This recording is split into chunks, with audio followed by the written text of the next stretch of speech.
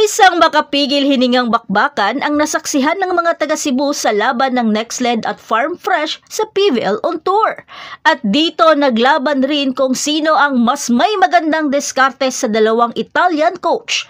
Kaya isang nakakagulat na laro ang nangyari. At ngayon, ating susuruin ang mga pangyayari. Pagkatapos ng isang matinding pagkatalo noong nakaraang gabi, ang Nexled Chameleon ay uhaw na sa panalo. Hinarap nila ang Farm Fresh na determinado pagkatapos ng kanilang sariling tagumpay. Ngunit hindi ito basta panalo, ito ay isang panalo na makakapagbigay sa kanila ng pagkakataon na umusad sa quarterfinals. Mula sa unang serve, dinomina ng Nexled ang laro. Ang kanilang opensa ay hindi mapigilan. Puno ng firepower ang bawat pag-atake na pinangunahan ng isang nag-aapoy na si EJ Carino na nagkamit ng pinakamaraming puntos na 19 points. Ang kanyang 16 attacks ay talagang nagpamangha sa lahat at huwag nating kalimutan ang husay na paggawa ng play ni Jaja Maraginot na nag-ayos ng ritmo ng kupunan gamit ang 11 excellent sets. Ang kanilang pagka-veteran ang nagpahirap lalo sa depensa ng Farm Fresh na alam naman natin na masipag ito hindi lang sa net kundi sa floor defense. Ngunit nagiba ito ng Nexled. Ang pagganap ni EJ ay talagang karapat-dapat na maging MVP caliber sa kabila ng nagkaroon ito ng sakit. Ipinakita niya ang kanyang tibay at kasanayan. Nagdagdag pa ng 2 aces at isang block sa kanyang kahanga-hangang puntos. Ang pakikipagtulungan at chemistry nila ni Jaja ang naging susi ng tagumpay nila laban sa Farm Fresh. Sa kabilang banda, ang Farm Fresh ay nahirapang makahanap ng kanilang ritmo. Malaki ang pressure at dumami ang mga pagkakamali. Bagamat si Trisha Tubo ay nagpakita ng tapang gamit ang kanyang 12 points, habang ang iba pang mga manlalaro ay hindi nakapagtagumpay na mabasag ang matibay na depensa ng Nexled. Doble ang bilang ng mga spike ng Nexled kumpara sa Farm Fresh. 36 kumpara sa 18 attacks. Nangingibabaw sila sa blockings. Ang Nexled ay may 7 blocks, habang ang 6 naman ang sa Farm Fresh. Habang ang service ace ay isang malaking agwat na nagkaroon ng 8 ang Nexled, samantalang ang Farm Fresh ay isa lamang.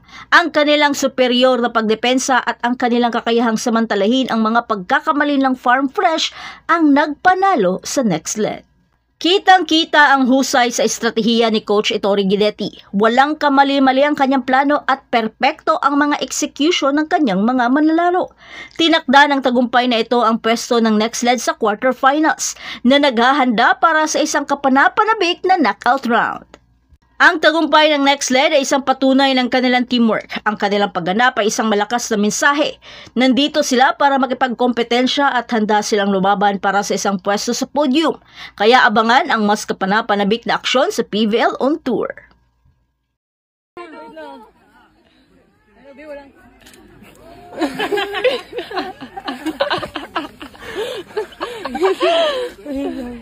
Good job, baby. I never see you anymore. I'm out the door. We used to be these buddies, and now we're not. I wish you would tell me why. Why'd you get to mag-sales? Do you want to build a snowman? Okay, bye. Yeah, bye.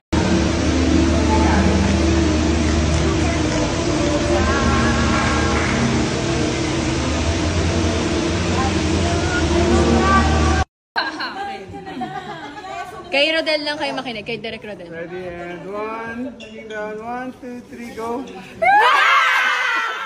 Wait lang, nakatawa si Hindi. Baby boots. Repeat after me. Red, Red, blue, green, red, blue, green. What is the color of the grass? Green. Repeat after me. Red, blue, green. What is the color of the grass? Green. Repeat after me. Red, blue, green. What is the color of the grass? Green. Repeat after me. Red, blue, green. What is the color of the grass? Green! Galit ka na? Hindi, hindi. Repeat after me. Repeat after me. Red, Red, blue, blue, green. green. What is the color of the grass? Green.